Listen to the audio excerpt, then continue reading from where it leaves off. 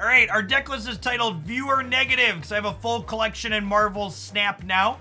So I'm taking viewer deck submissions. For a $10 donation, I will play a 12-card Snap deck of your choosing for a minimum of 30 minutes here on stream. If it ends up being reasonable and we don't have a backlog of decks waiting to be played, we'll probably play it for longer than that. Hey, Glocksack, thanks for the quarter of a year. Welcome back.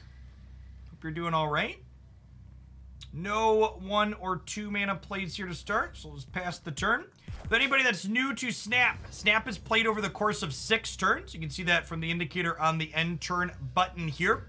There are 3 locations with different effects that flip up in the center, and the goal is to have the most power in 2 of the 3 locations at the end of 3 turns. All of your cards have a mana cost top left, and the amount of power they add to their location top right.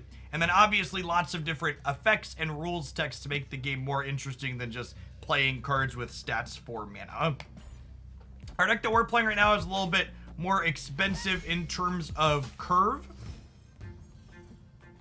So we've got some clunk in the trunk here. So we've got the Vault, which is cards can't be played here after turn 6. Now I need to decide what do we want to play for our 3-drop. Lockjaw lets me swap some of these cheaper cards in my hand for bigger ones in my deck, which is kind of appealing, but there's also some merit to maybe trying to get the Vault going, or cards into the Vault before that locks up. This deck also has things like White Tiger to sneak into the Vault after the fact, though.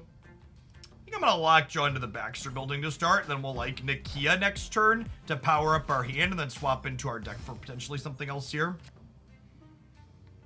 Ooh, there's our namesake, though, Mr. Negative. So if you look at the cost and power of a lot of cards in our deck, this deck is designed in a way to have high mana costs and low powers, because Mr. Negative swaps them all around. So I think we're going to go ahead and drop him here into the Vault to kind of power up what's left in our deck.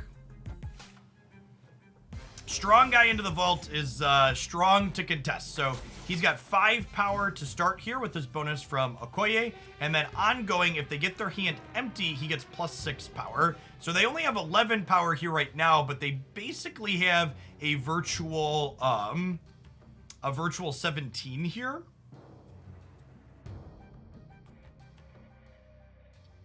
I think I'm going to go ahead and Nakia into Psylocke here.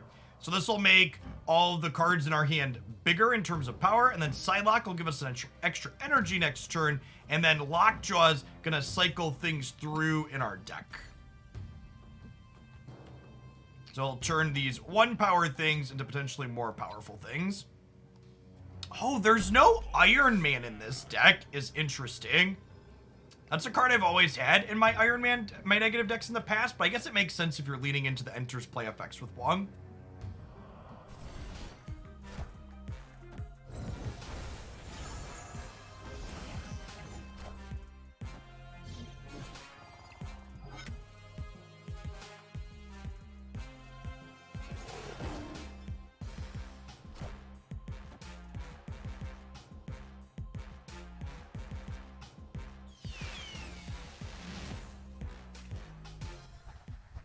All right, so we're heading to Limbo thanks to Magic. So normally there are only 6 turns in a game of Snap, but Magic changes a location to Limbo, which gives us a 7th turn. So now I think we just Wong into Ironheart here in the Dark Dimension. Wong doubles are on reveal effects. So Ironheart will give 3 other cards +2 power twice.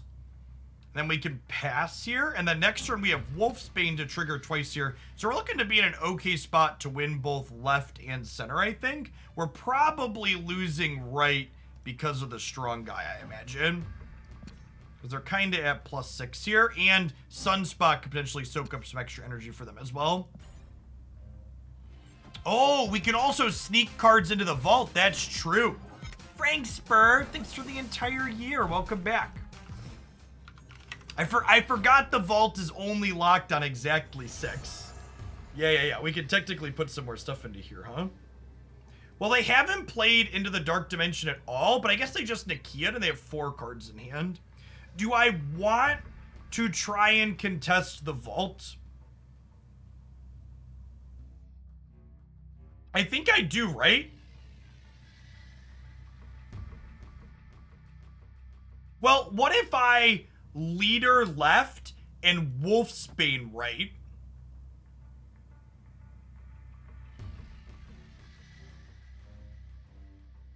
I think that gives me a good chance to win the vault, right? That's true. Leader will double whatever they play here. But what if they play nothing? You want to go leader and wolf both left? Yeah, I guess that probably wins left, and we're probably winning center. Yeah, this is fine. I think there's a chance they don't play here, though. Yeah.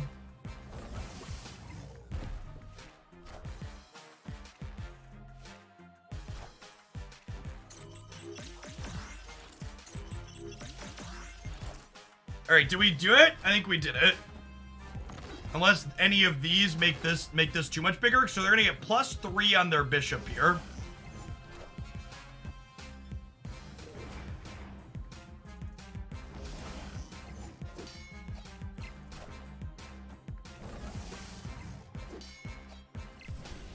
Man, that was close. We needed every bit of power on Wolfsbane there. That was sweet. Wong looking super impressive there, huh? Giving us 2 +7s on Wolfsbane and giving us the doubles on here. That was guess. Why did leader not make copies? Because he only makes copies in the same path, and both of our paths were full. Good thing leader was left. I mean, I would have won with Wolfsbane right as well, right? Because my Wolfsbane would have been +9 here. And then leader would have copied Angela. So we would have, if I would have put Wolfsbane right, we would have lost left and won right. So would have worked out there. Do you believe in magic and a turn 7? Shiny logo. Shiny logo.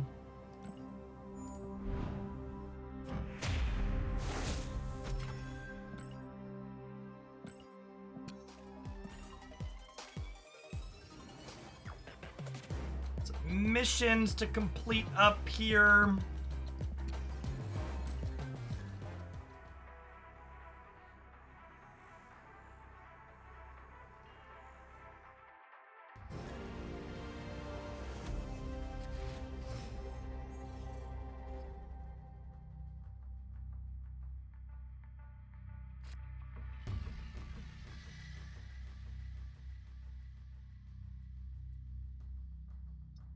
We are frequently going to have no early plays in this deck.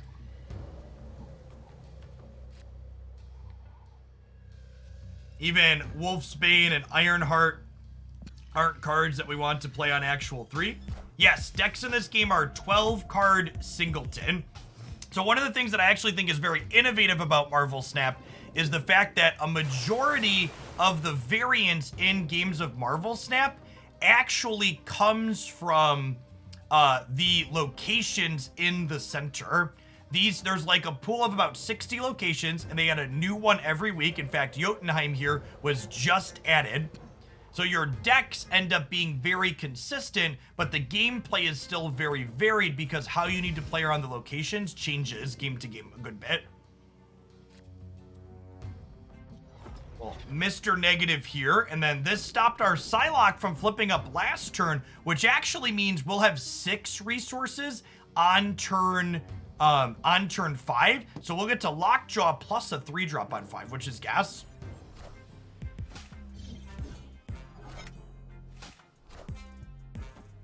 If you haven't checked out Snap before and you want some of the reasons why I really enjoyed it as a game, I have a short, like, 8-minute video here. That's my top 5 reasons I think Snap is awesome.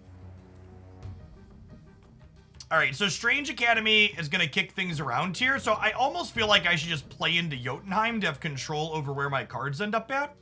And I think I want to just Ironheart here, because Ironheart will give all of these +2, and then she'll flip into my deck off of Lockjaw here and give us another powered up card.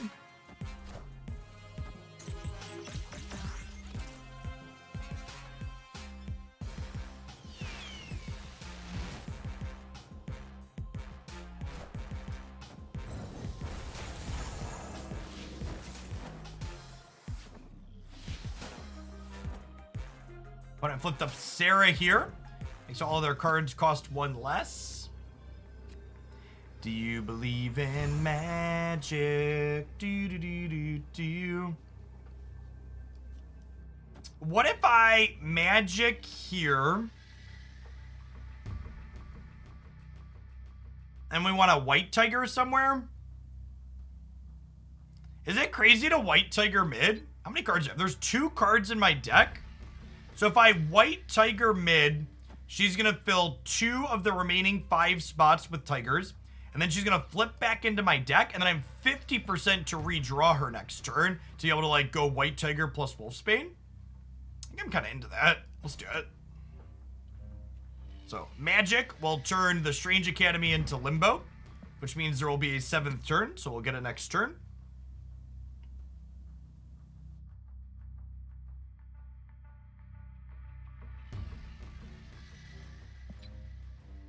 They have 7 cards in their hand. Honestly, I wonder if we're up enough that playing magic is wrong. Maybe we're just supposed to like white tiger plus wolfsbane. Yeah, you get 2x of whatever they're going to play with leader if you have room. You don't always have room.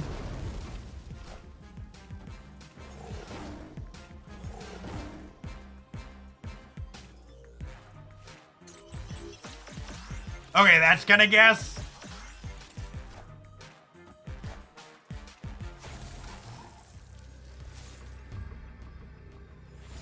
Oh, I guess that's less gas because now my white tiger can't make a thing anywhere. Both the tigers hitting right was awkward. I guess we just lead her here to copy whatever they play out. Although I guess whatever they're playing out is coming with +2 for their Angela.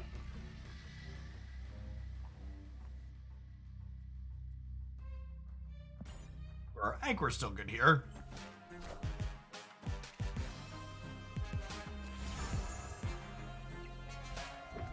Maybe not.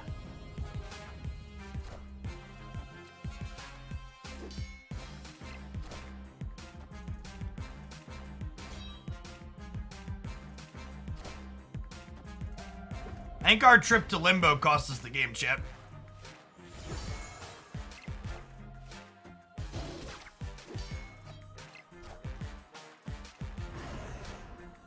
Yeah, I should have just let things end on 6. Magic's one of the best cards in the game, but it's very tough to play. Learning to parse when you're ahead versus behind is not. Will you draw most or all of your cards in a given game? You typically see 9 cards in a game. You start with 3 cards and you draw a card every turn, including the first turn. And then obviously there's some cards like Magic that add another turn. There's a select few number of cards that do actually draw a card on occasion.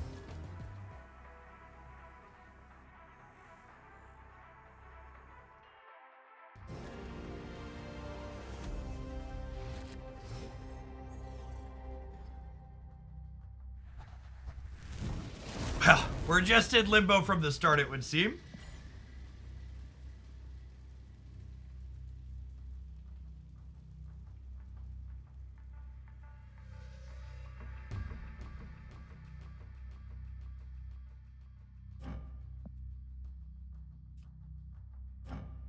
Rainbow Splits chat. It's my favorite. That one and the gold background are great. Great. No turn 1 play, unless we draw a Psylocke. There's no turn 2 play. Mr. Negative for turn 3 sounds lovely. I'm gonna avoid playing into here. Really don't want to put rocks in our Mr. Negative deck.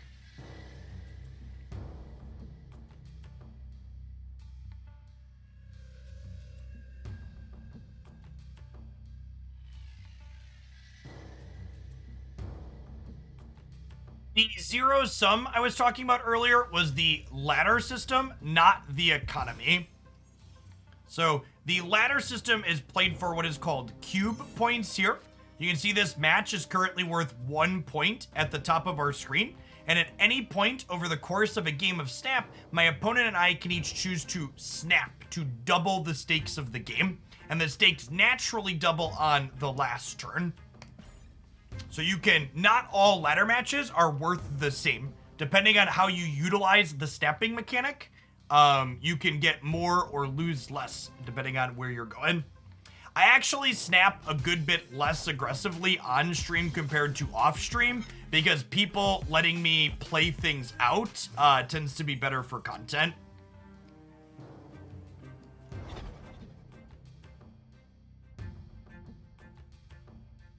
Mr. Negative left.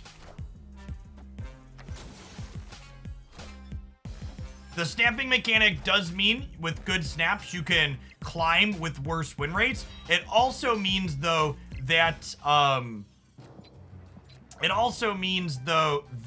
decks where what's the word that I'm searching for? Decks that are higher variance can be better because you just retreat out of the games that are bad for you.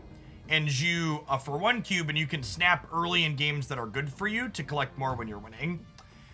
Well, we already have Limbo, so I think I'm just going to magic the center to clear out the penalty on this, and then we'll Psylocke into Xandar to flip her into something else and get extra energy here.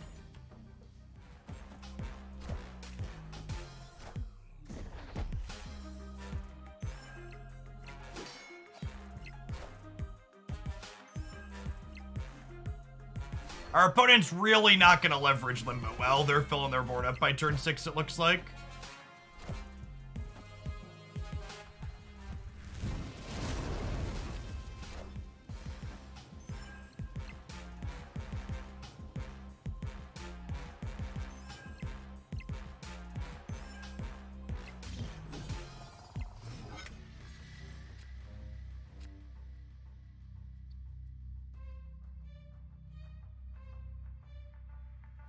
Is making a bunch of tigers good enough here?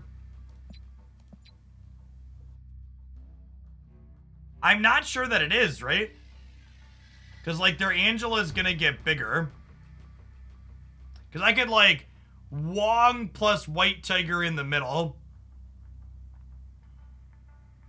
But I don't know that that really helps us. I kind of want to put tigers over to the left, right?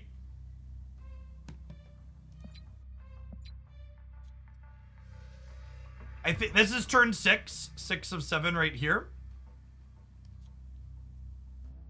I think I'm going to do this and try and get some tigers over in here to the left. Doesn't leader just win us the game? Not necessarily. It depends on where they play to this turn. They might. They're not guaranteed to play their hand out because there's a turn 7.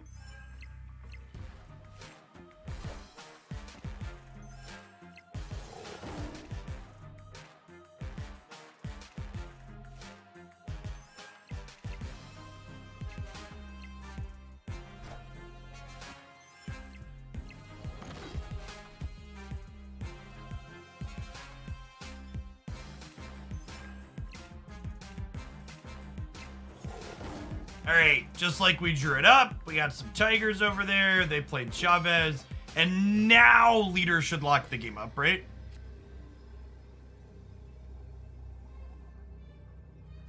Go ahead and do this here, and then they play 2 7s. We get a 7. They play 2 7s. We get 2 7s. Leader copies all my opponent's plays.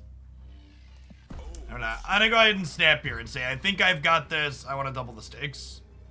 So now, if my opponent chooses to stay in, the winner will get 4 ladder points. The loser will lose 4 ladder points. You can click on their avatar to see the number of cards. They have 5 cards. Oh, they only had 5 power swarms. Sure. Now we have 5 power swarms. Victory. He has led us to victory, chat. Good man, Charlie Brown.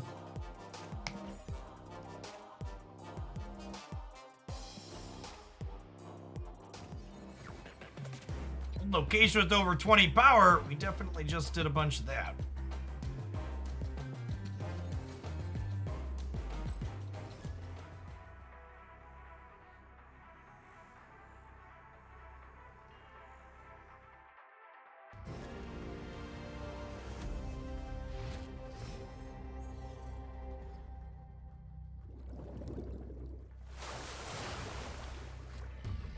The Dracula Apocalypse discard deck is okay. You kind of play that combo inside of the Collector Swarm deck.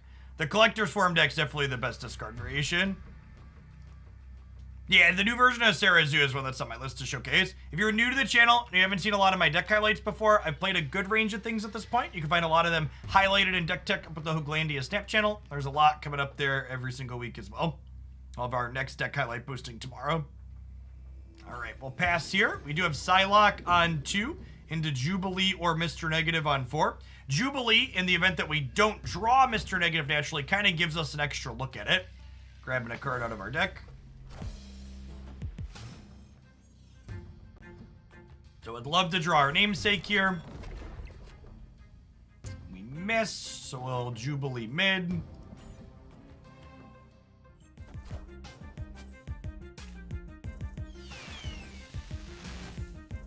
Okay, and Lockjaw gives us a redraw here, which hit magic, sure. Please hit this one, please hit this one. All right, you know, hitting magic, giving us another way to play into Lockjaw here is actually kind of gas.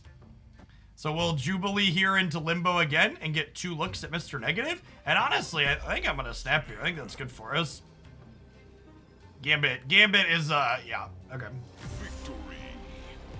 Gambit is not particularly good outside of exactly the combo deck. And that's a good example there. So I snapped saying, let's double the stakes of this game. I think I'm going to win this. And they said, no, I'm going to retreat. So long, friend. Yeah, Naked Gambit when I have a Psylocke in play is a real strange decision. Their hand must have been pretty bad.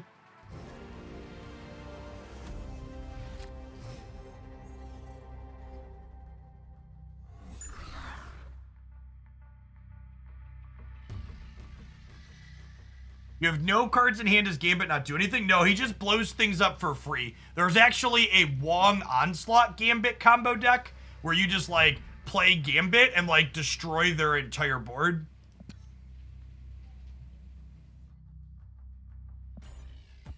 That's on my list of things to play at some point.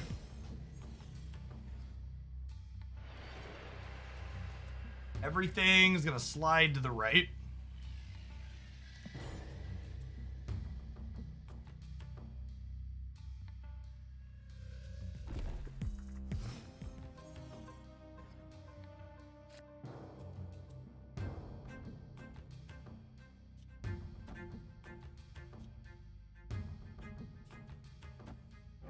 Okay, everything in the center is gonna go up by 2. Well then, we have some crap.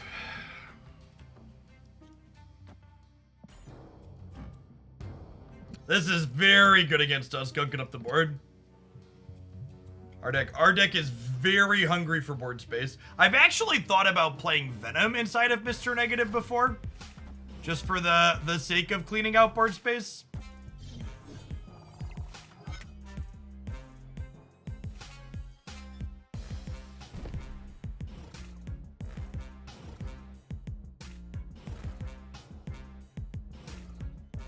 All right, so they have the Bifrost locked up by dragging our rocket with Polaris, unfortunately.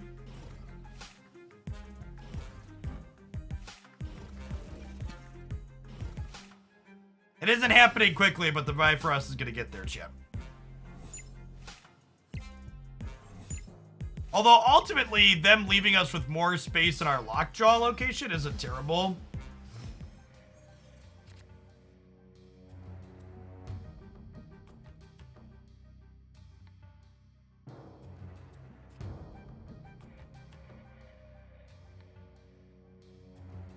Oh, that's true. Wong Ironheart on the left might do it.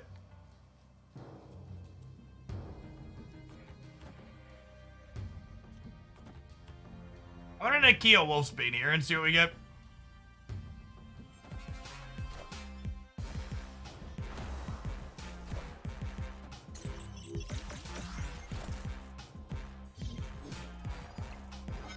I guess this makes my White Tiger bad.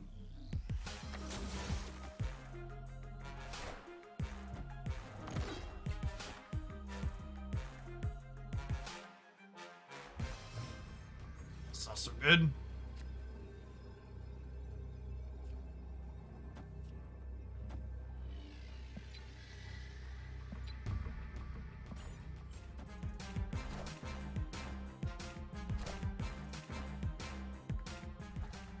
Do you believe in magic?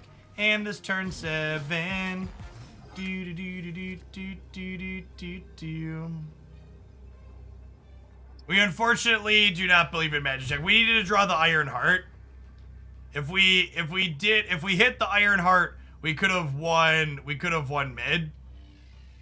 Unfortunately, we're gonna be a little bit short. We could make a huge Wolfsbane here on the left and go up 7, and this will get plus 14 to 23, but unfortunately we've lost center and right, so we will go ahead and retreat. So we just lose 1 cube instead of 2. Magic did save us a cube. Yes, even Magic's floor is super high. And you get to do exactly that and decide that, okay, I don't want to stay in here. It's pretty great.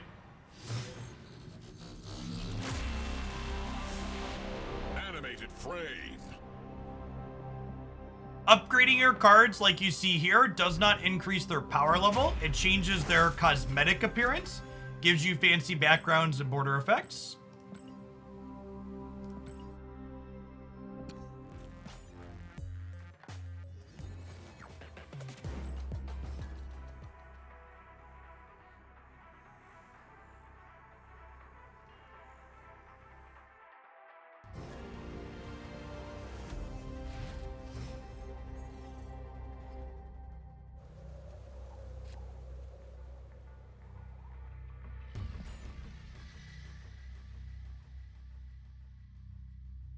Jotunheim's a really interesting location. After we finish with this deck, we're going to play some more of the Have Some Crap deck, because I think it's pretty good into this. So, reopening the loot boxes right away versus waiting for new cards. It looks like, while we don't know how new cards are going to be released, it looks like, based on both how the season pass works and how Nexus events were going to work for free-to-play, that however new cards do release, you're going to need to spend money in some way to get them at release. And to get them from the collection track fully free to play, you're going to have to wait a couple of months. So that's their monetization for the game. You can be completely fully free to play and have a complete collection. But in order to do that, you're going to be behind on new releases. Will Jotunheim make cards be negative? It will, actually, yeah. The Sanctum's actually pretty decent for us because White Tiger can get power into here. So overall, I think this is fine for us. I'm gonna go ahead and Nakia here. Actually, yes, let's Nakia here.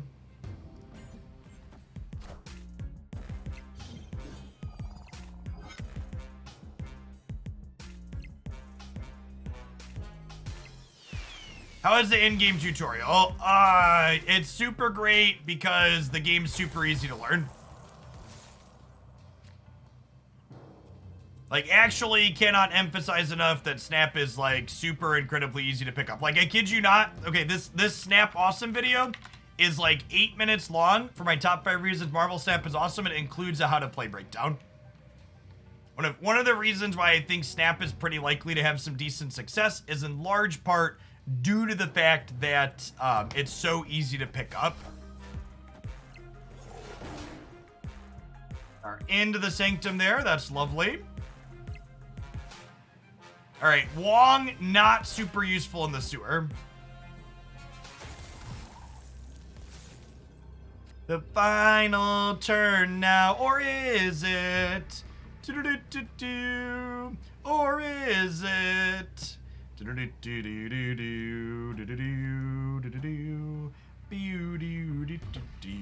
think I want a Wolfsbane here this turn. She only costs 1. Can I save her for next turn for after I play other stuff out? Probably. And then we can play to win Jotunheim plus this.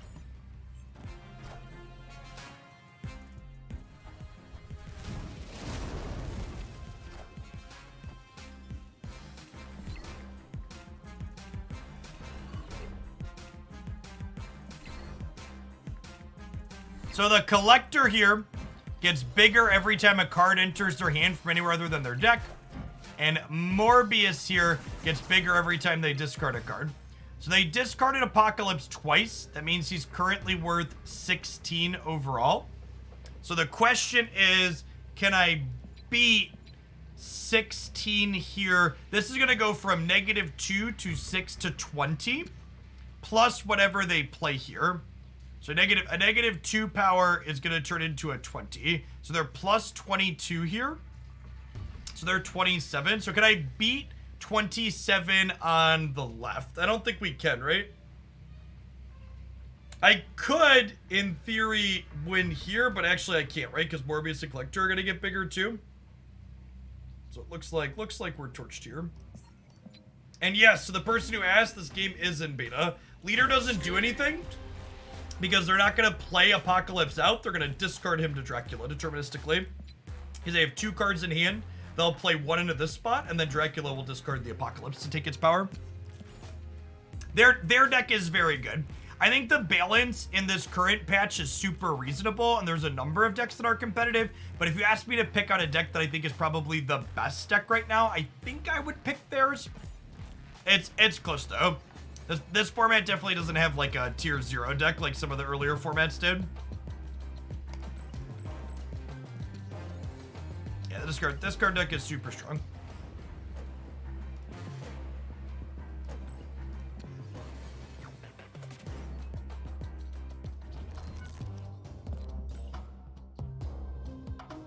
Cards I want to upgrade in here.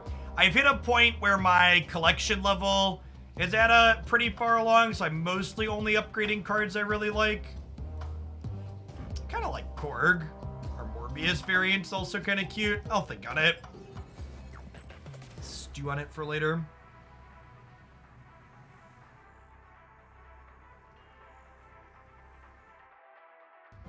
Didn't give me the extra cube. You hit infinite, right?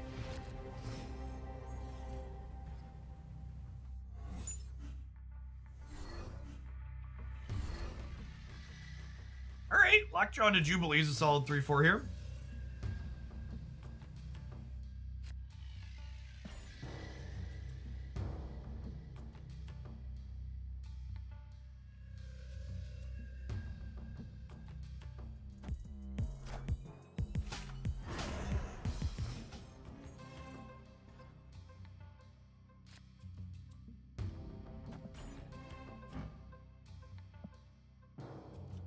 That's probably a bot, huh?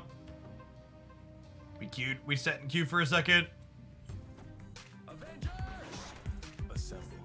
I was gonna give the bot a cube, so I don't really feel like playing a bot game. Because we are in closed beta right now, the player base is a little bit on the low side, obviously, because there's limited folks that are in it. And if you sit in queue for, I think it's 5 or 10 seconds, they queue you into a bot. Which also artificially inflates the ranks a little bit. Like, I imagine it'll be harder to get to the infinite rank at the top when there's a consistent string of players and not bots to farm on the in-between.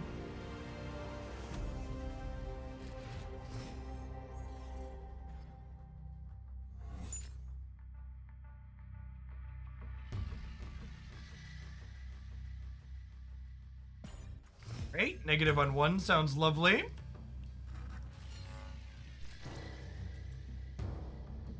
Oh, we have rocks in our deck, though. Oof.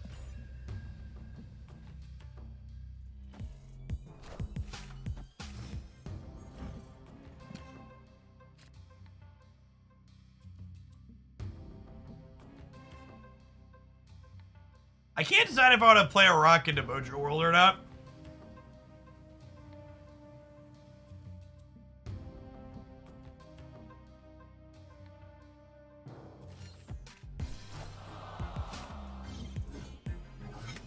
Yes, they will at least be free rocks starting next turn. Free rocks!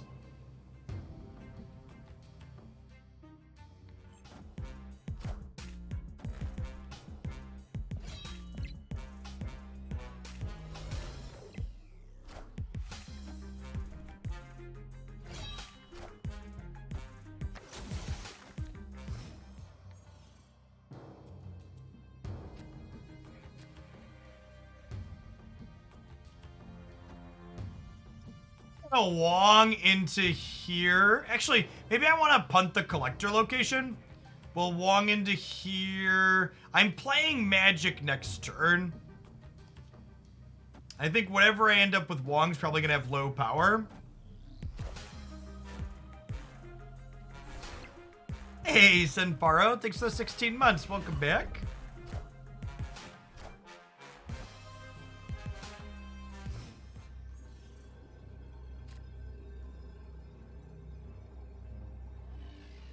Ooh, that's a way.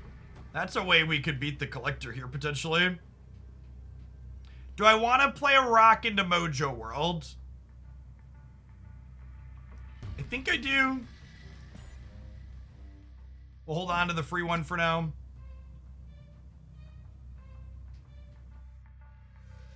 Do you believe in magic and a turn 7? Do do do do do do do do do.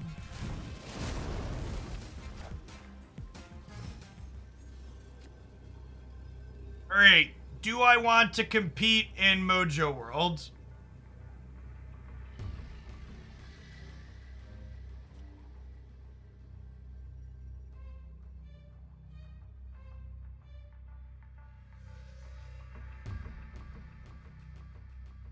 I could just like rock Wolfsbane, and then we like leader mid.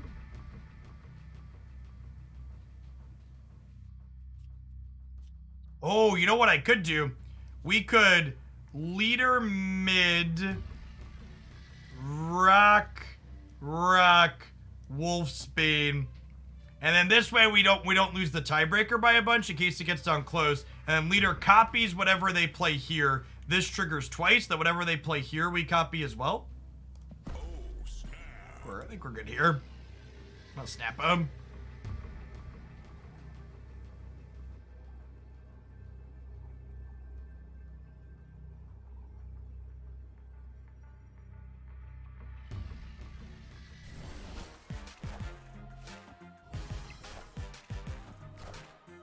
Ooh, does Morbius get us? Because we don't have any discard from it, right? I was counting on getting power there.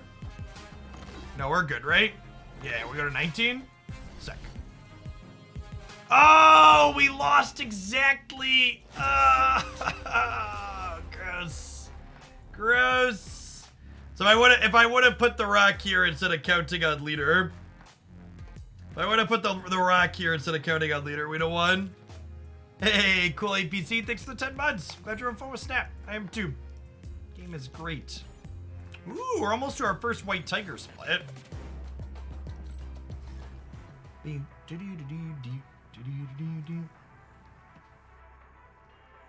should have known, chat. Nothing beats rock. Good old rock.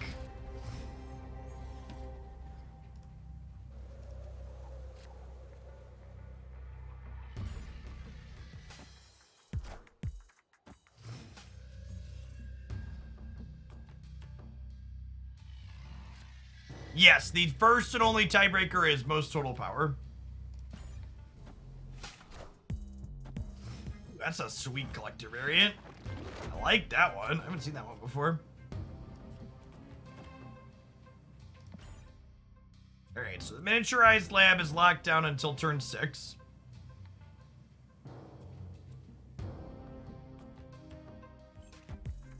Jaw to the right. If we don't draw Mr. Negative, we will hold the Kia.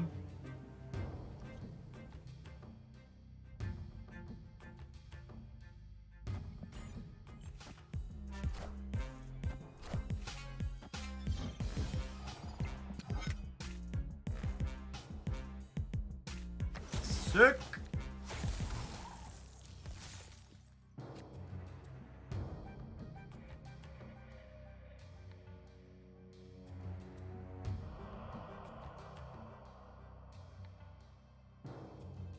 How do I feel about just like Nakia and Ironheart here? Alright, I think I'm into it.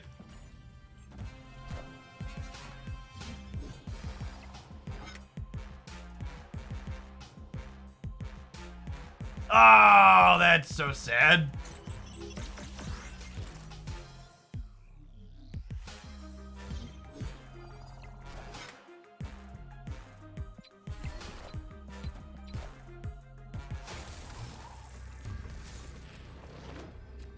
final turn now, or is it?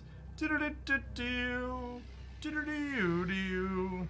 Do-do-do-do-do-do-do-do-do-do-do. So they only have one card in their hand, the card they drew for the turn. So it's probably a Chavez, right? So if I just like White Tiger mid. Oh, I guess they're probably gonna soak 6 here, right? And go to 8, and then they'll discard Chavez here and go to 9, so they'll have 9 and 8. So I guess if I Odin, we just win. Is that right? Naked Odin wins the game? I guess I want to naked Odin into... Yeah, my opponent retreated? Okay. Victory. Yeah. We win because Odin either place with 14, does it? Nailed it.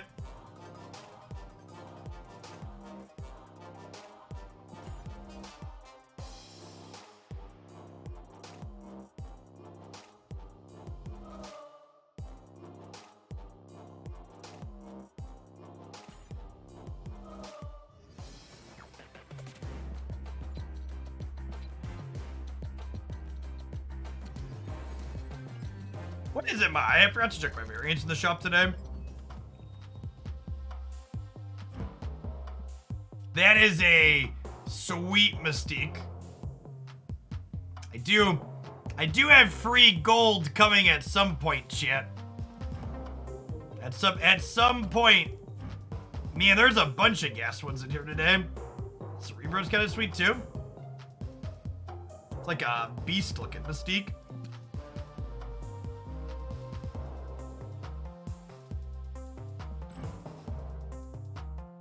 What's my current Mystique at in terms of levels? I don't think I've split her yet. She's only blue, chat? Only blue bordered?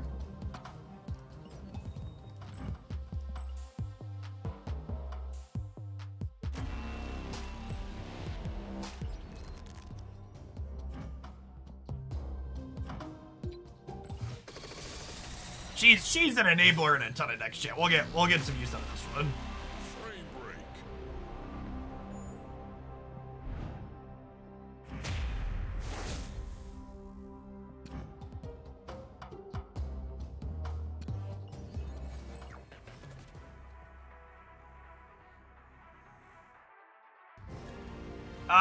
Yeah, there's a Cerebro with Mystique highlight up on the Snap YouTube channel. Oh my god. We have turn 3 Mr. Negative with turn 4 shuffle our hand into our deck and get a new one. If that's not a turn 1 snap, nothing is.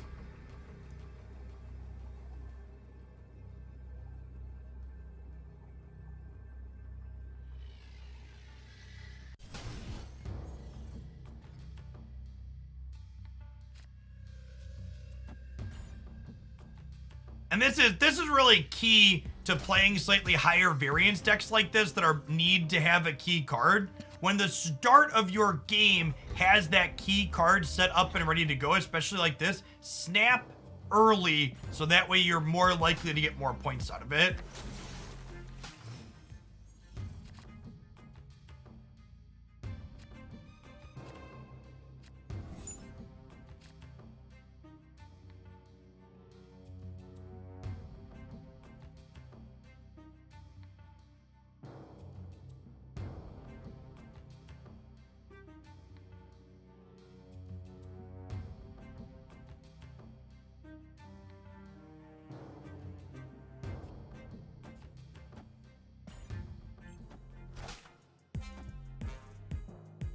I don't even know if this is good for us though, chat. Because like, our deck fills the board so much.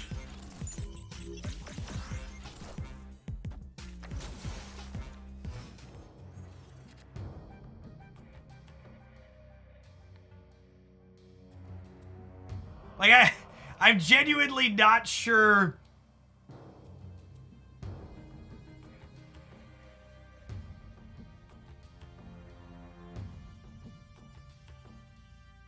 So do I just like White Tiger here? Like put some friends out? I think so.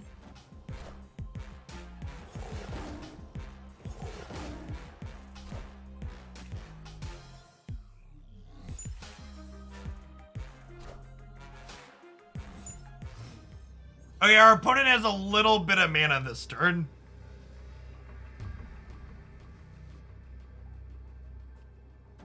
I think we're good to go, right? Feels like a dub. I don't think I want a magic here. I think we're winning. Wolfsbane's gonna be like Xbox huge, right? It'll be like a little bit smaller, but still plenty big in the middle. Because the copy starts. Oh, the copy keeps the base too, right? Actually, I wonder if they're about to magic us. They have a ton of mana. We could be getting magicked here.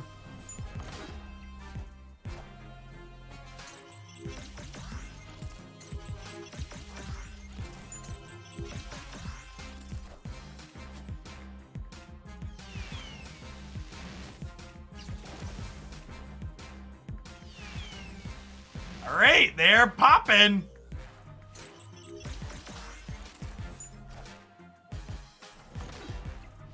Oh my gosh, did we lose?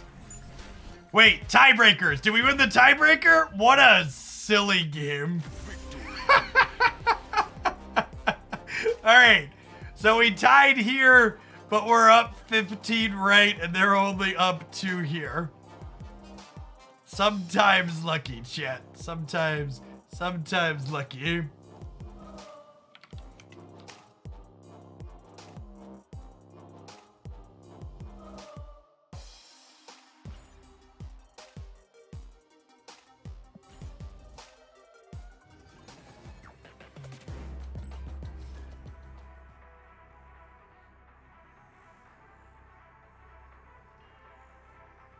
They need to Wolfsbane before they Jubileed. Oh, yeah, because their Wolfsbane didn't get to copy, right? With their sequencing, because of the Odin filling their spot.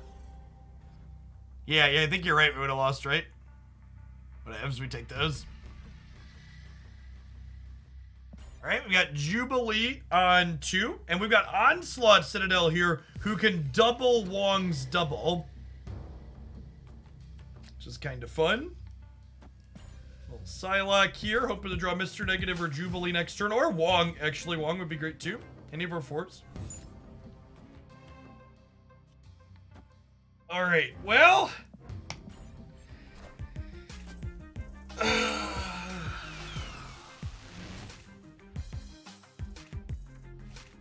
All right, could have gone much worse.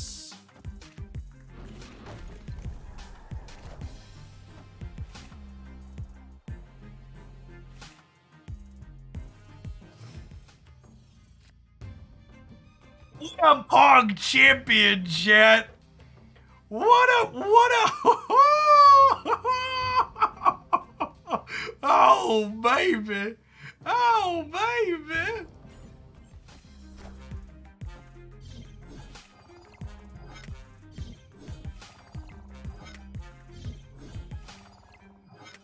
Thanks, Quake.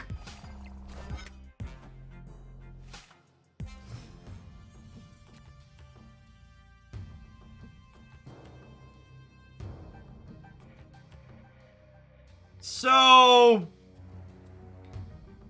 what's the last card we play into the Wong location, chat?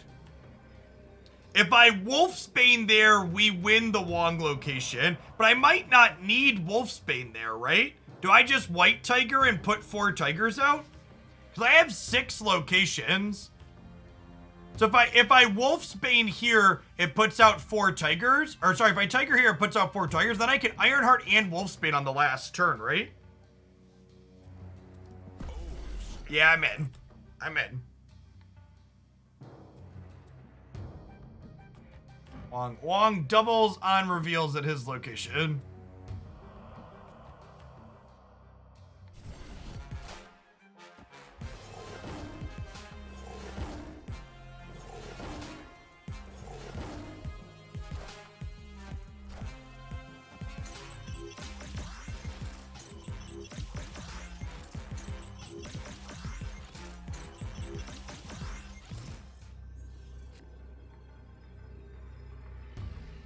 Okay, that's a little scary. We could lose this. Maybe I was better off Ironhearting into the Onslaught Citadel.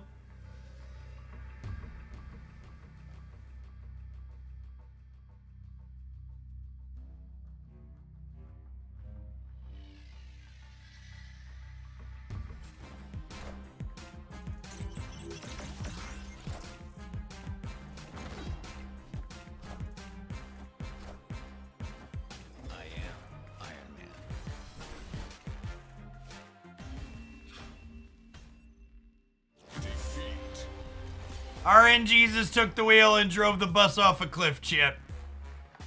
Right off the cliff. We need one more here. We needed a tiger to go left so we could Wolfsbane mid. It's unfortunate 2 tigers filled into each. Them's the beat sometimes.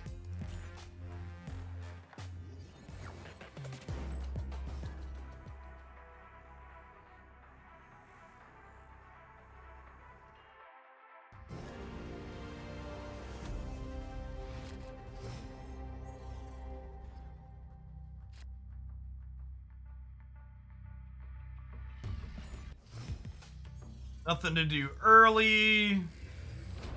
That's fine. Our deck is happy, not really making plays till late. Lockjaw on 3. I have Psylocke is pretty good.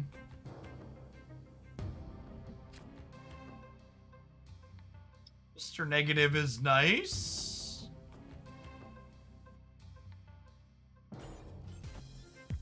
Draw left and then negative center on 4, I think.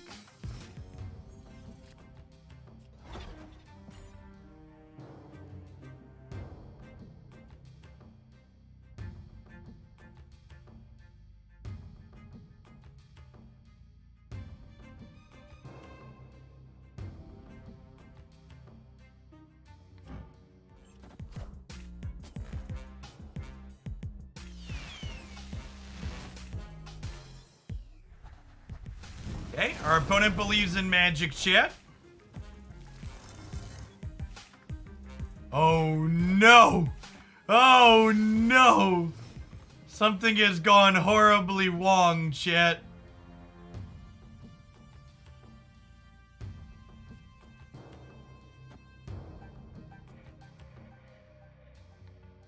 Alright, do we Jubilee into the Wong location? Or do we Jubilee into the Lockjaw location? I think I want to do this. And then we can, like, Nakia Ironheart here. And then we can Odin here, potentially, too.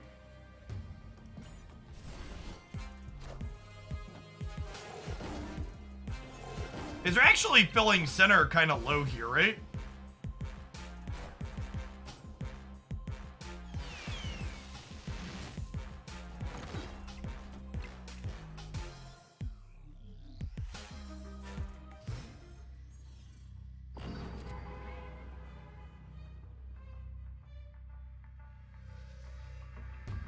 Oh, I guess they can move people out of center, but then they fill New York kind of low, right?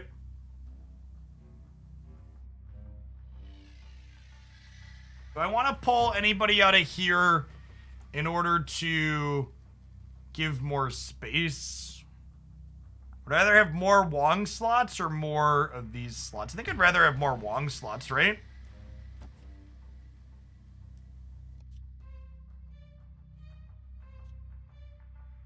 Oh, Jubilee, Nakia, Ironheart like this.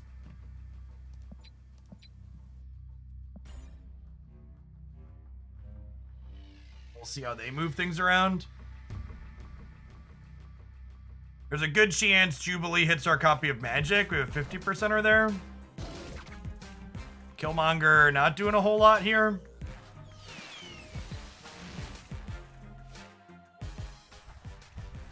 Limbo goes to Limbo. Nakia's gonna power up our hand twice. Ironheart buffs the board.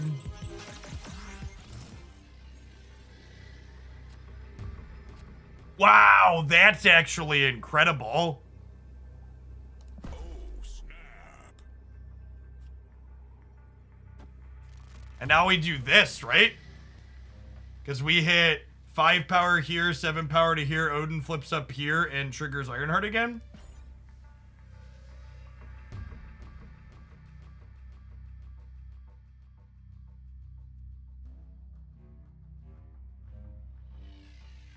This is a sweet build of negative. Shout outs to the deck submission for it. I like it a lot.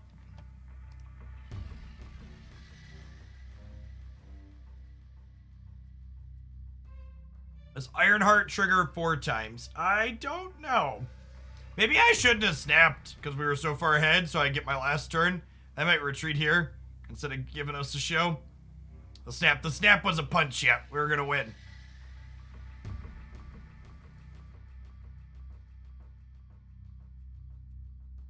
They would have been a fish and stayed for 2 cubes. They're gonna bounce for 6.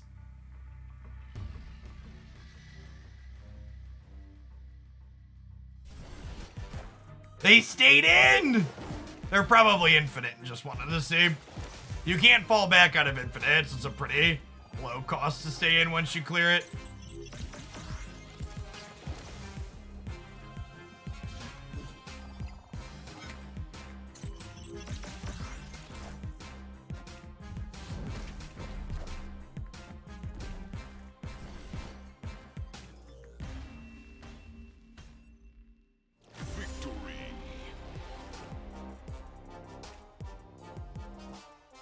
Thanks for the show, opponent. Appreciate you.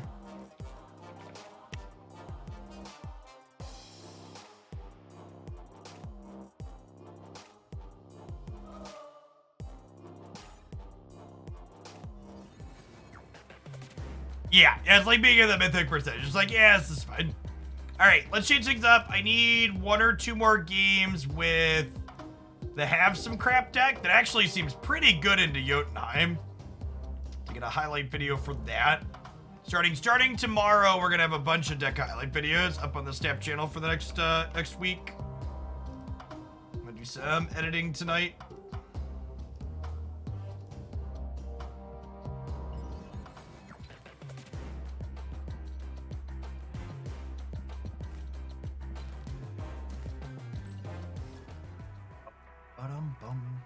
Bum.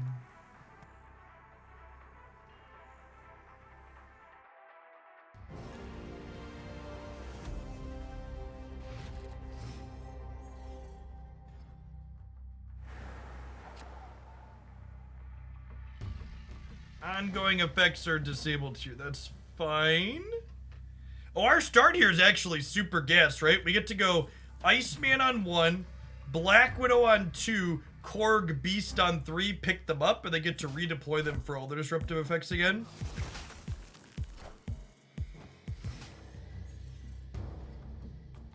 The Snap YouTube metrics have actually been super good, comparably to a lot of the other stuff they do. YouTube's a much smaller platform for me than Twitch. Like I think my Twitch channel has like 70,000 followers, and like my main YouTube channel only has like less than 30,000 subs.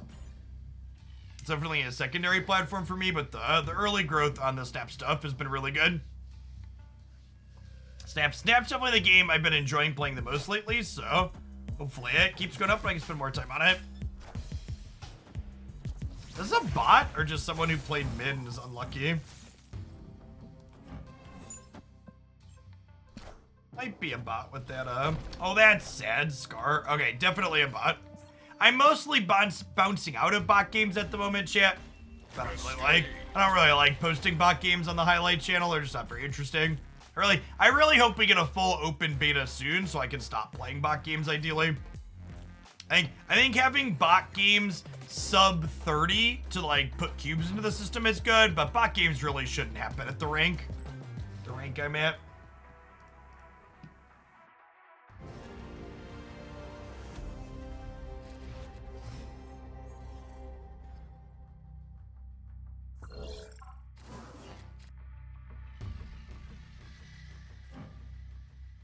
I don't even know if I want to play Nova out on 1. My deck could often be kind of pressed for location space. Although I guess we do have a Carnage in our deck, right? All right, we'll play him out because if we hit Carnage, it's worth playing out. I've had this beast for a little bit. It's my favorite variant.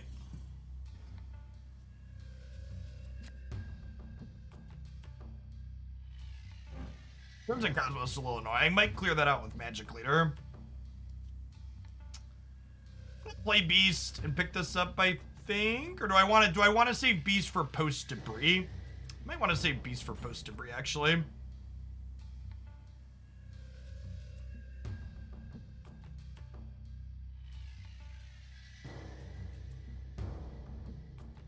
So I know this is the internet, but just to set the tone for people that are new to my content that don't understand.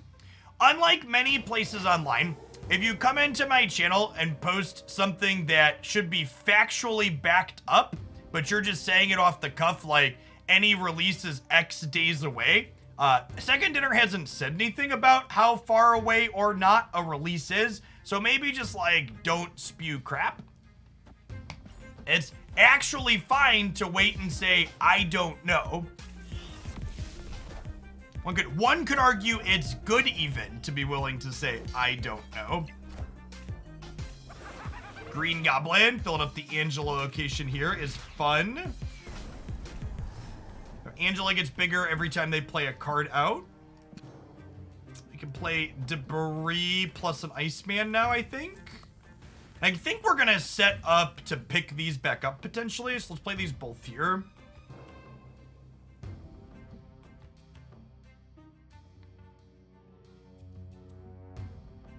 Hey, good game, Darth. If they don't fill in the last location in Angela here, Debris locks this location up, which is 3 power, which would be incredible for us. They did play into it. Smart.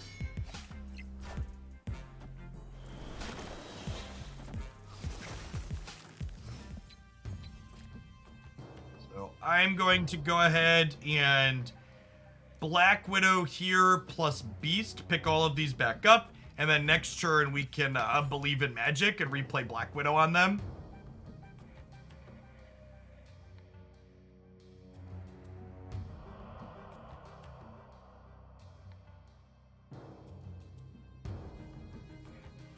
A lot of power in play at the moment, though. Although I guess there's a good chance Doc Ock wins, right? We'll see. We'll see how all their stuff ends up here. Magic's gonna put a little bit of power into the center for us. I am Iron Man. All right, 14 right's pretty low as far as Iron Man's concerned. The other thing that's kind of cute that happens a lot of the time with Magic in this deck, especially I've noticed, is people will decline to play out their the Widow's Bike. They're like, oh, the game is over, and then there's a surprise turn 7 and they still don't have the Widow's Bike gone out of their hand, which is great.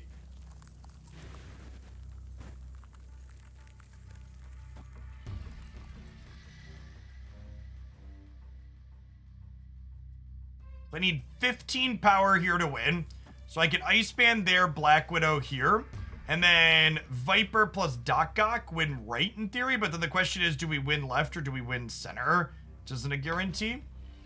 We'll see what they do. They did play the Widow's Bite out.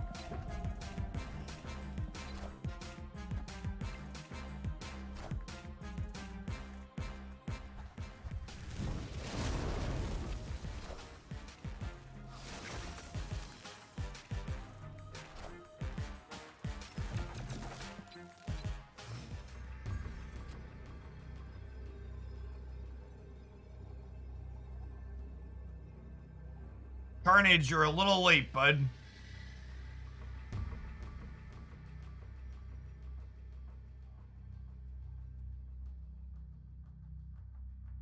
Needed him like a turn sooner.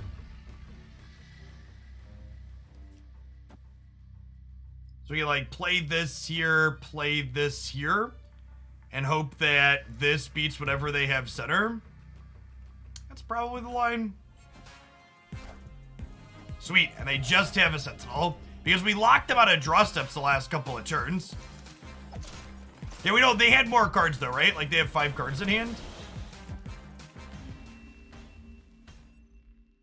Victory. Close game, but pulled it out. Doc Ock looking good as just a stat stick there for sure.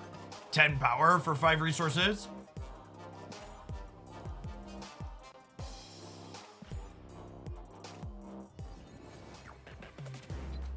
How do you think the Quinjet beast deck is? I think it's fine.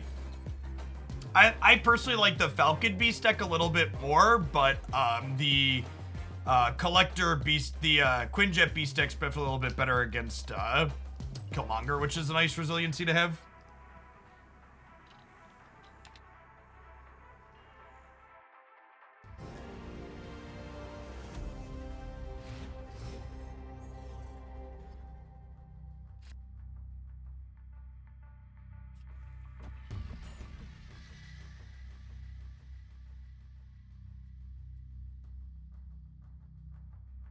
Mojo was a card I considered. I don't know that I really have a slot for it, though. I'm pretty happy with all the cards I'm currently playing. I can see Mojo being good in, like, the Spider-Woman slot, maybe? Mojo is nice because it plays alongside Dr. Octopus on turn 7.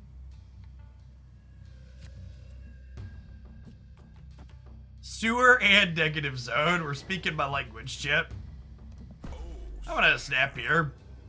These two locations are good for us.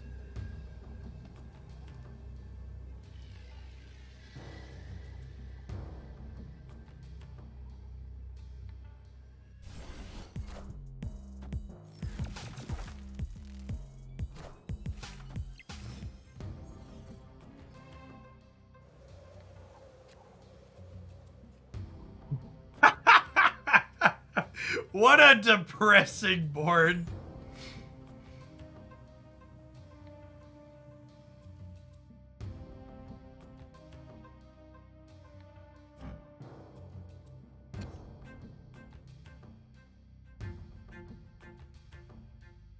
So we'll Green Goblin into the Negative Zone for -6.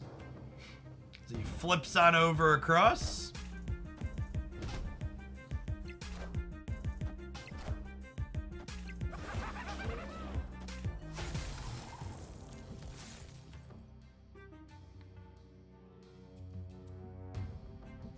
I think I'm just gonna use Spider-Woman on curve here.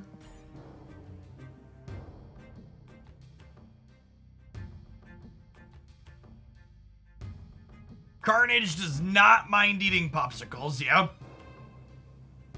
And because this is a Marvel card game instead of a DC card game, it's legal for Carnage to eat Black Widow on stream.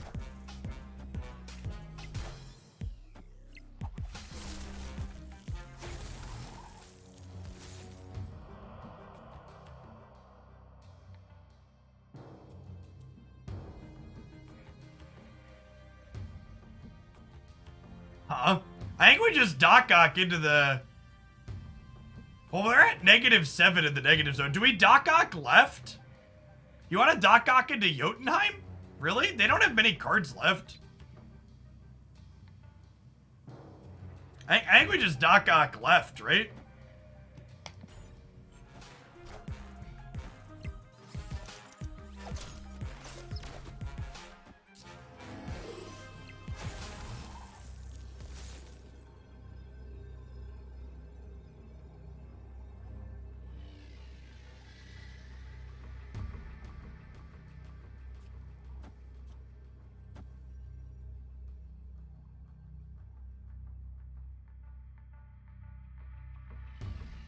Just do this, right? And hope that 8's enough here. If they're beating 8 here, they're probably not beating us in the Negative Zone, right?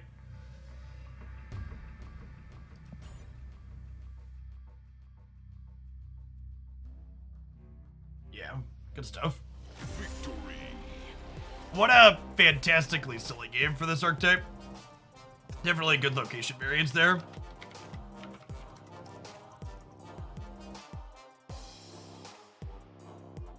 Is Magic an auto-occlude in most decks? Yeah, I think Magic is currently the best card in this game. I think that basically every deck is made better by playing a copy of her. I'm sure there's some edge case where you figure it out that you don't want her, but I think more often than that, you're going to see Magic in almost every deck I play on stream. I would wager that they probably rebalance her at some point, and it would probably be a good thing when they do.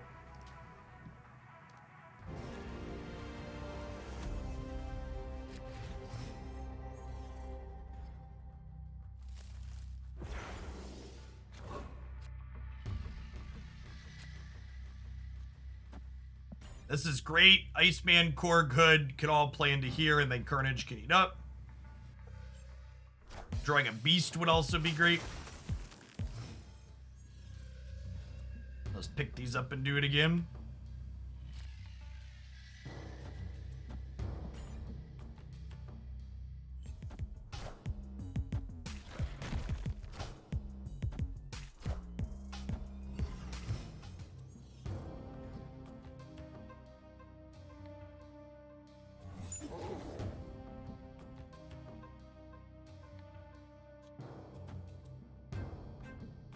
Green Goblin middle.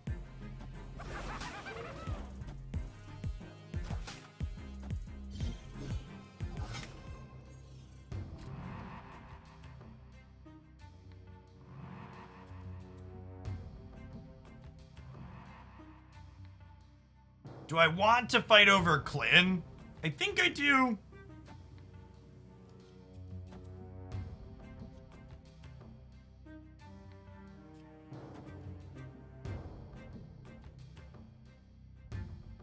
This puts me to 8 here.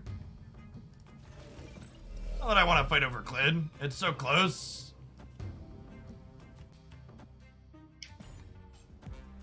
Yeah, okay. They committed to Clint again, so I think them committing to Clint makes me happy that I bounced out of it.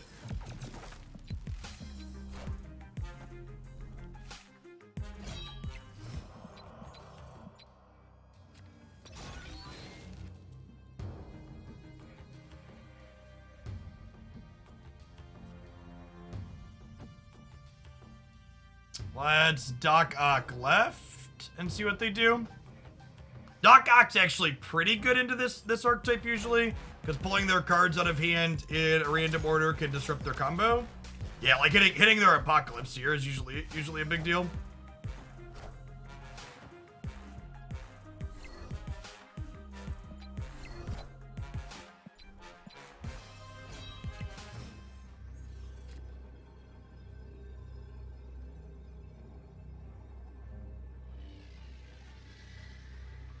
Okay, so they can add like 10 power here potentially. They can also have a Chavez, I suppose, though, too.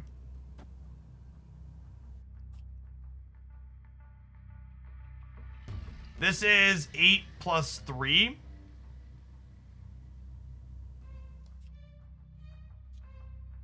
If I put this here, it puts me to 21. And then this is 8. So that ties the game there.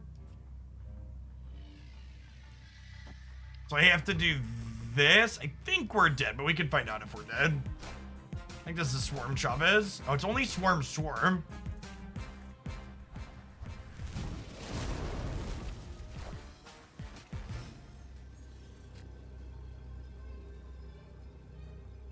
We're still a little short though, right?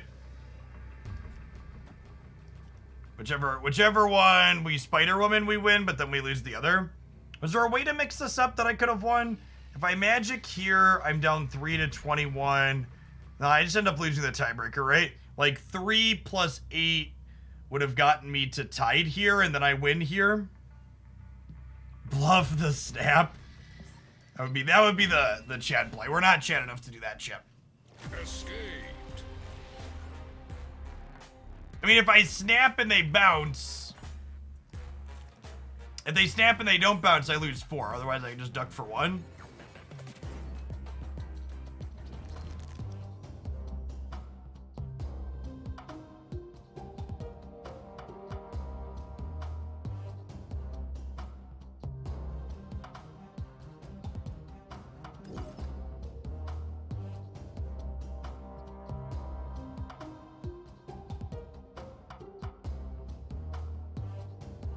I think this is a deck that doesn't want magic.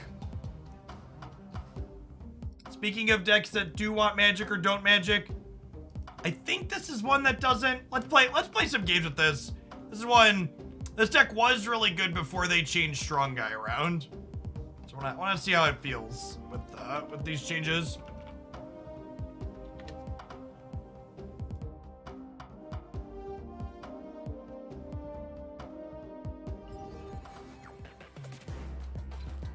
You can't retreat after you've snapped. If you snap, you have to stay in for the following turn.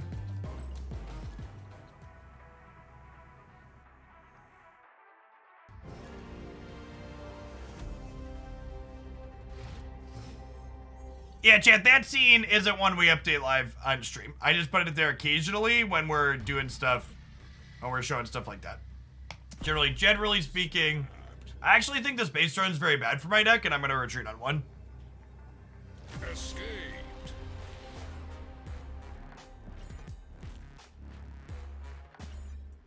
That's the scene I used to record deck text chat. for the highlights channel.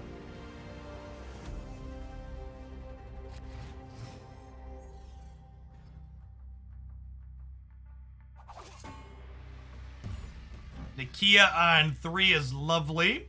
So what this deck is looking to try and do, it's called Sarah Storm, so it's looking to just play out a bunch of its cards on the last turn of the game after playing Sarah on turn 5, which makes a bunch of our stuff cheaper. There's a few cards we'll play before then, like Nakia's a card we tend to play out a little bit early. Bishop and Strong Guy will be cards that we play out early. But generally speaking, our goal is to play like 6 cards on turn 6.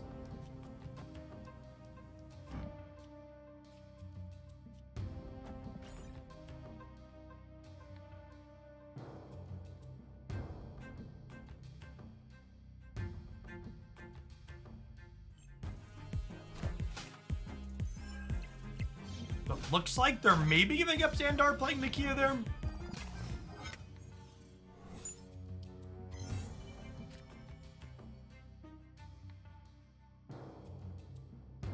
Think we're playing Okoye here. I think I just want to be resource efficient and play Strong Guy.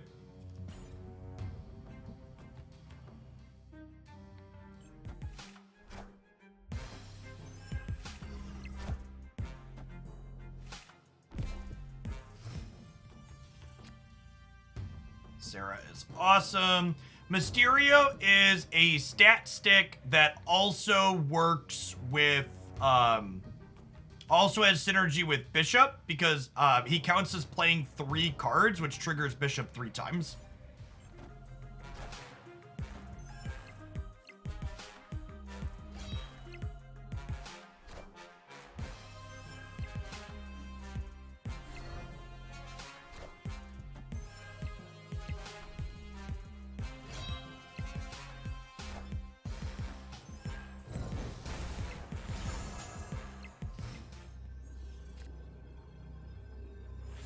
Ooh, Mojo's a good one. Gets +6 if both players have 4 cards at his location. So I think we're punting the Xandar to the right. We're going in on Xandar middle.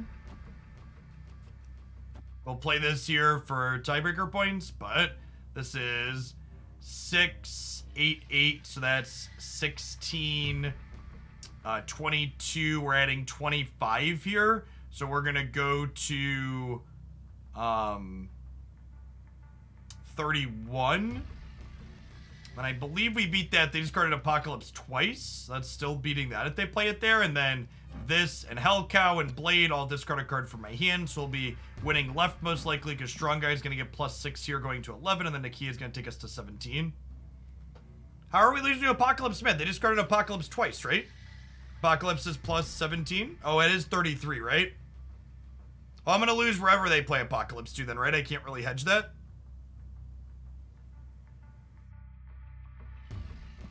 Alright, coin flip then.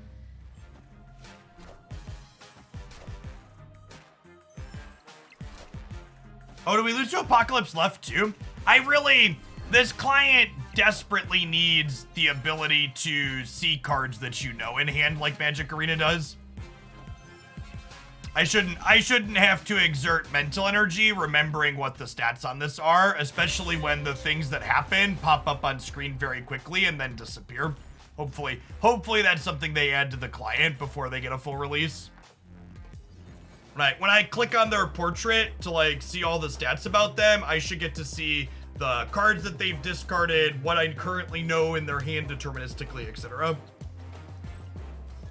Along with all the bonuses on them. Yeah, listen, no, having a list of what they've discarded would be ideal too.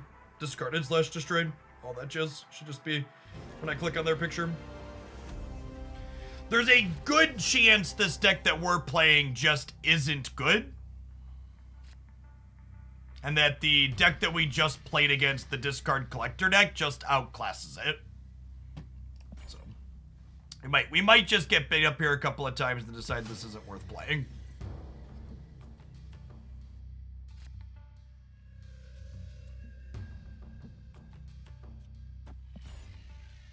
I'm gonna Angela here. Means my Nakia is only +8, but that's probably fine.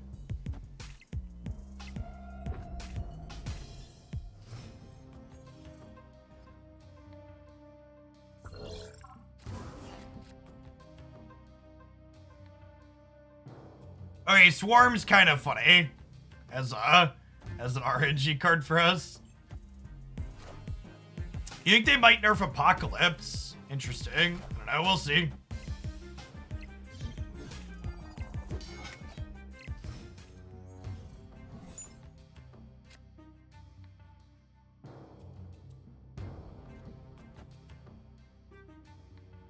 The problem is we're like not gonna really have a turn to play this, right? I guess I could like try an RNG into discarding it, but that doesn't seem particularly good.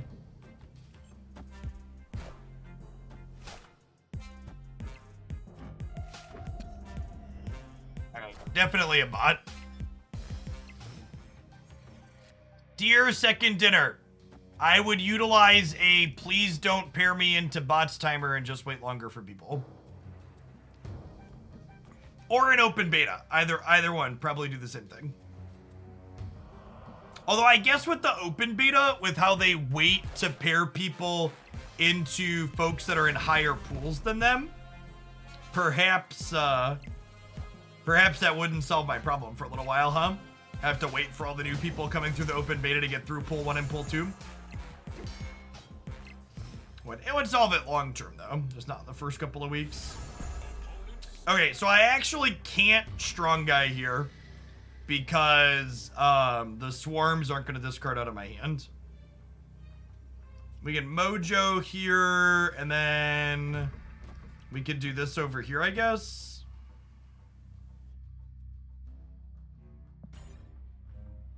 What's going on with this bug?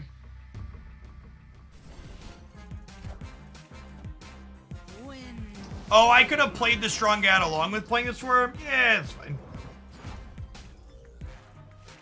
We beat the bot! Yay, how exciting!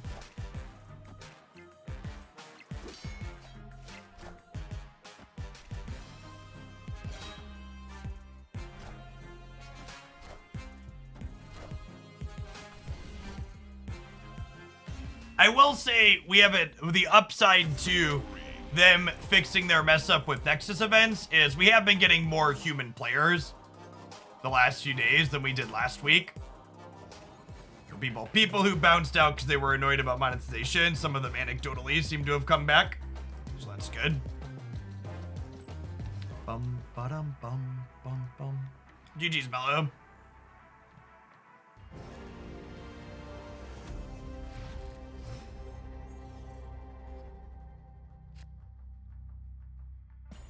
Probably like a Bishop, Strong Guy, Sarah curve, and then vomit out the rest. Sure. Thunder. Oh, whoa, whoa. Happy to play a Koye on 2.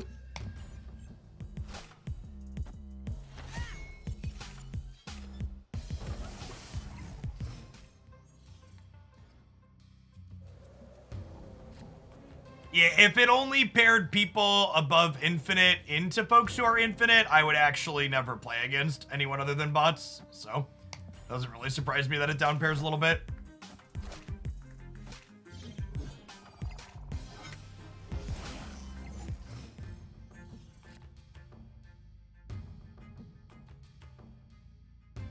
I think I'm gonna fight over Scar here, if we have the stats to do that. Putting Mr. Negative into your deck with Lockjaw is a bold strategy, because you risk flipping him back out and undoing his buff.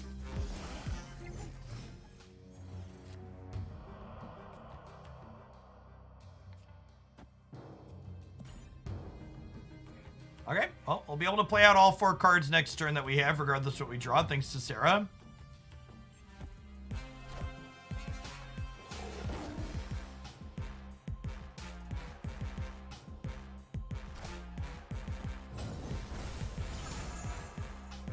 Okay, so we're gonna win center just off of Bishop and Strong Guy now. So we'll play our 2 largest cards left in case, actually, whatever retreated, doesn't matter. Victory. Actually, doesn't matter. Shall we split our Sarah chat? She goes in a lot of decks. Let's find out what kind of background split we get, huh? Infinity Infinity.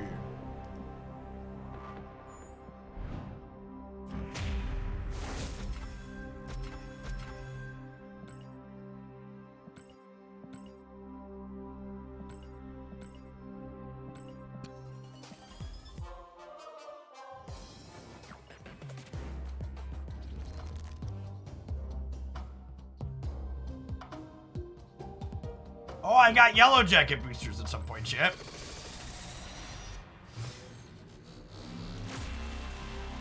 Frame break. If that one will ever be useful for anything.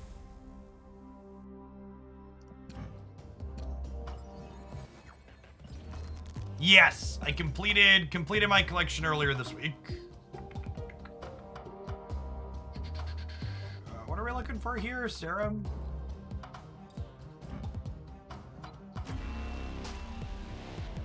Ooh, it's the background I like too. That's exciting. I hate the triangle background. It's the worst one in my opinion.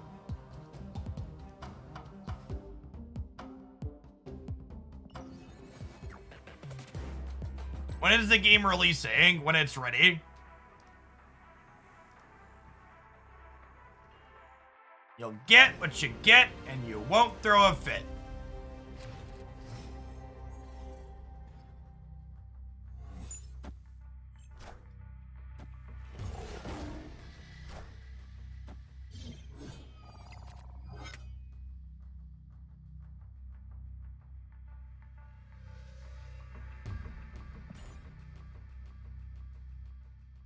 That's true. You can play the game right now with minimal effort.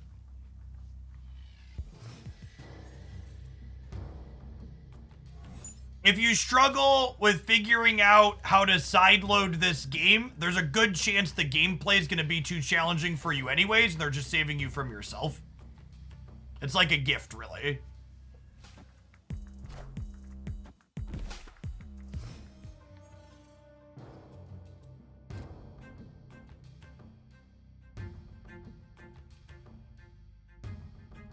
Do I Okoye before Bishop now to maximize her effect? Probably.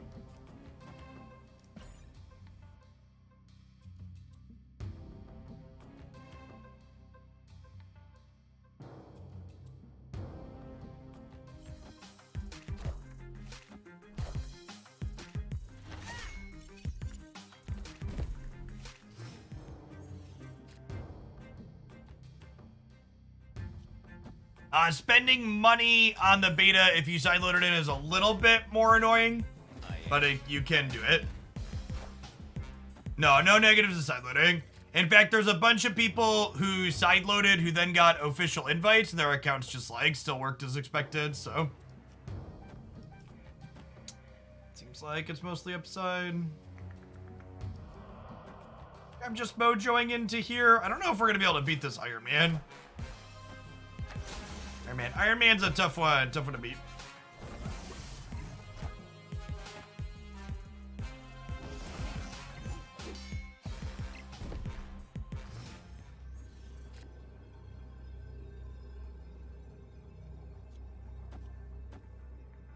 I have to win here and here.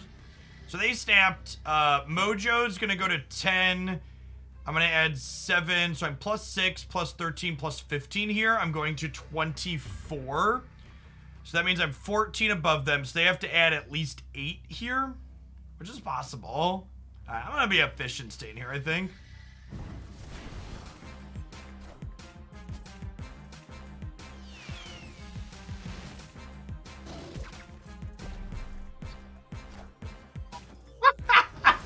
All right.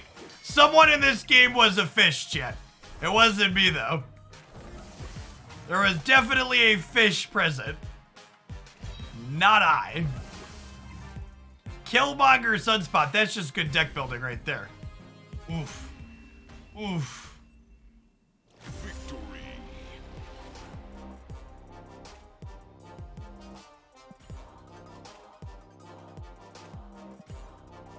Yeah, Killmonger is powerful, but it does come with a real deck building restriction. You gotta not be playing 1-drops with your Killmonger.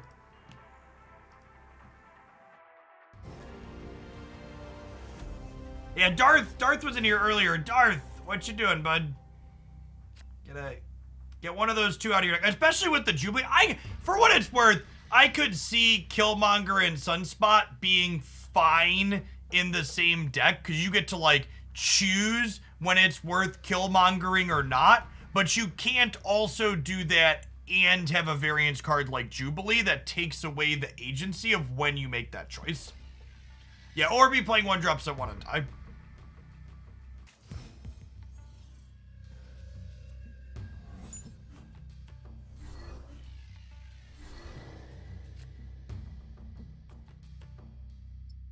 Not playing anything here because I want a Nakia on 3, and with the discard, I want my Nakia to be at least 8.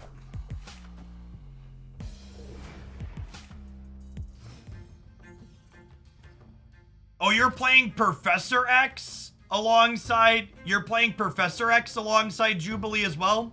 So just like full degen gambling then? We're not big Professor X stands around here.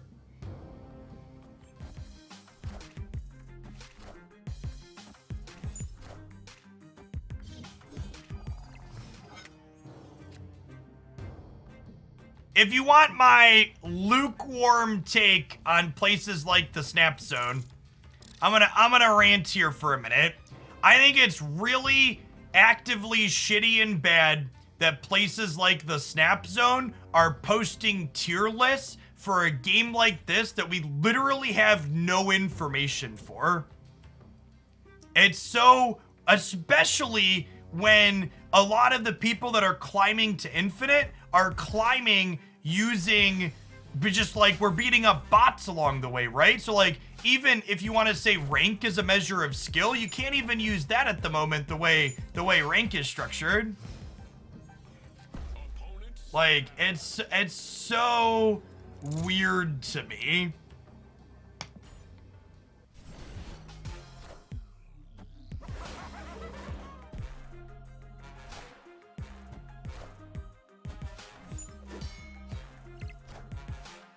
Alright, so Clothing Vats should be locked up, sans a Killmonger.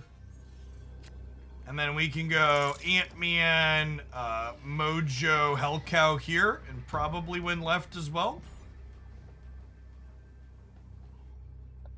And then even past everything else, once you, let's assume we get to a point where we do have, you know, an Untapped or a Hearth Sim for this game, and you're like, okay, we have good data. Now, how do you measure tier list for this game is another discussion you have to have past that, right? Like, is good win rate what you measure a tier list by? Is it how much cube positive people are playing various decks? What's the metric? Is it a mix of the two? If so, what's the appropriate mix? Like there's a lot to discuss there. And I think arbitrarily assigning tiers to things is weird. Like, for example, to tell you everything's anecdotal, I actually don't think the Death Wave deck is very good. I think it's novel and it's cute, but what it's trying to do is super inconsistent, and I think the power level of what it has when it fully goes off isn't good enough compared to the other things you can be doing. Yeah, and that's the other thing too. How many other people have collections to actually be making decks, right? Like, if there's a cracked deck in here, there's what, like 30 people in the world that have full collections that can build it all?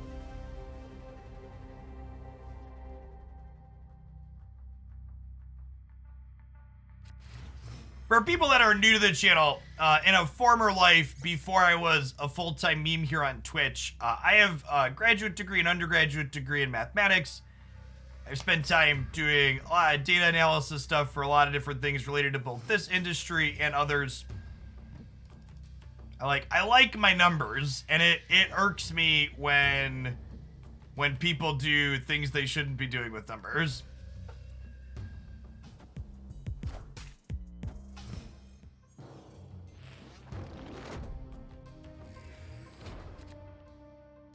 All right, so we're obviously Nakiaing here, and then we're strong guying the turn after. is not going to be a great bishop game, because I don't really have a good spot to play bishop on curve.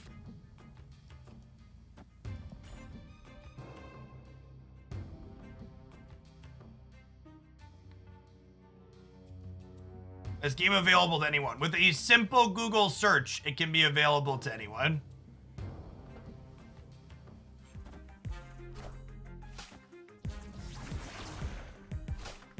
Gone.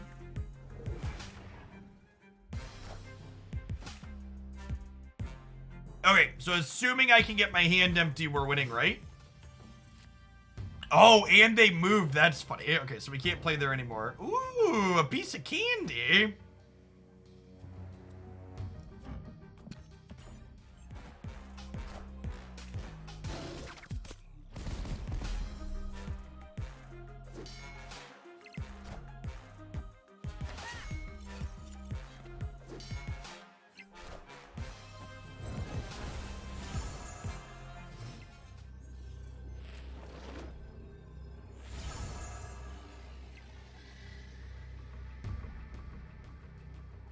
All right, so oh,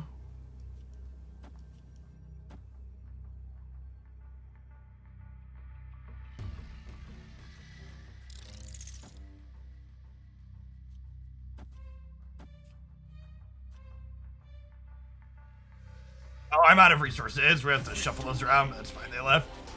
So Mysterio not only counts as 3 cards for Bishop, but it fills location for Ant-Man and Mojo. It's kind of silly that they won't just go open beta, but anybody can easily get in by doing 2 simple steps. It's just open beta at this point. So kind of, there's, from the game development side, there are legal and logistical things you have to do to put your game into full open beta. There's a reason why they're in full proper open beta in certain regions and not globally. Yeah, and they're just not punishing people who are sideloading because they know people want to play the game.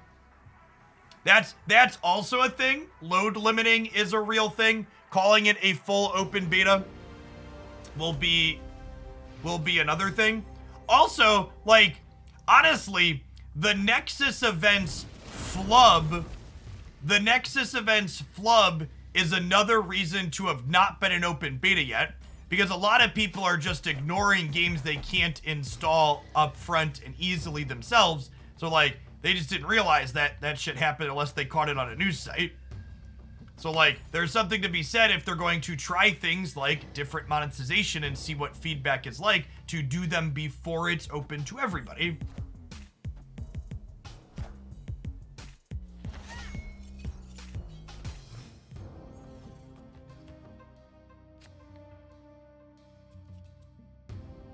I agree with Silence. If the Nexus events had happened in a full open beta, the game would be already dead. People don't really give things a second chance.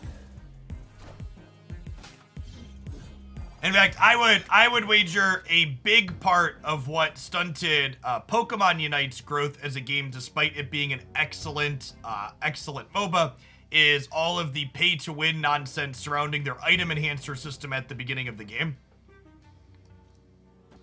They adjusted things and made the system better, and the game's just the freest to play friendly thing you'll ever touch, but there's a negative associated with it. Yeah, see, it's so silly, right? Like, they're actually, the stats on those things were, like, insignificant by and large, and it didn't matter, but there's a bunch of people that walked out over something they felt like they were supposed to be outraged about without actually understanding any of the metrics.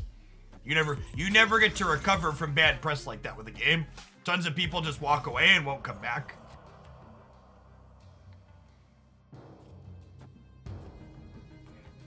The fact that the Mysterio copies get bonuses from Okoye and Nakia is really interesting. I didn't realize that. This card's really good. We need to play some Patriot with Mysterio now that I have him.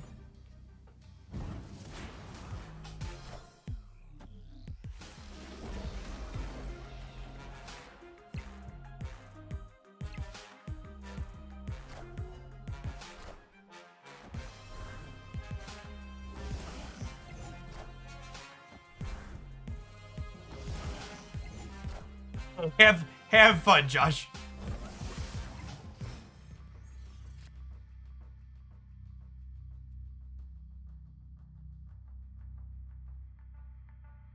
Listen, Beetle, I'm not saying that I yell at my Pokemon Unite teammates a little bit more when I'm off stream, but I might do that on occasion.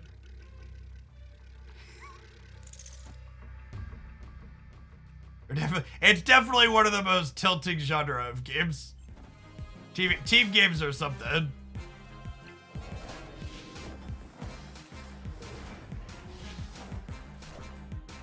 This isn't even just the move deck being bad, right? Like, it's just like a bot playing the move deck poorly. The real Mysterio is here. That's why these have swirls on them.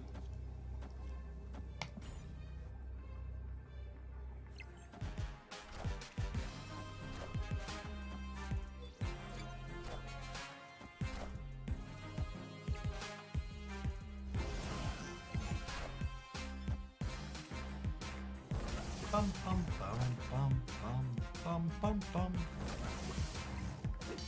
That was a natural limbo, yeah.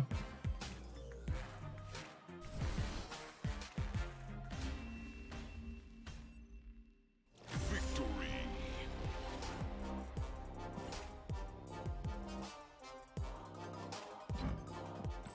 Beautiful new Sarah up to a blue border. 3D. All right, chat, it's 3:45. I think I'm going to go ahead and bounce out for the day. Appreciate everybody that hung out through the end. To all the new followers who enjoyed the vibes of the Snap stuff, be sure to check out my Snap dedicated YouTube channel as well. There's an update there on the Nexus Events refund. If you didn't see that news direct from Second Dinner, I'm going to have a new deck highlight posting tomorrow and most of the other days this week. Had a lot of great stuff to brew with. Also, deck submissions for Marvel Snap are open. Details here, and I can update this command to include. Marvel Snap deck submissions are $10. For a $10 donation, I will play your 12-card Marvel Snap deck idea for at least 30 minutes or more on stream. We played our first one today. I think we played it for a little over an hour. It was a really sweet Mr. Negative Wong variation, so shout out for that submission. I'll be back tomorrow. We'll be doing a couple of Magic decks in the morning and playing some more Snap in the afternoon to wrap up. Everybody enjoy the rest of your Wednesday, wherever you are at, and I'll catch you around tomorrow, hopefully.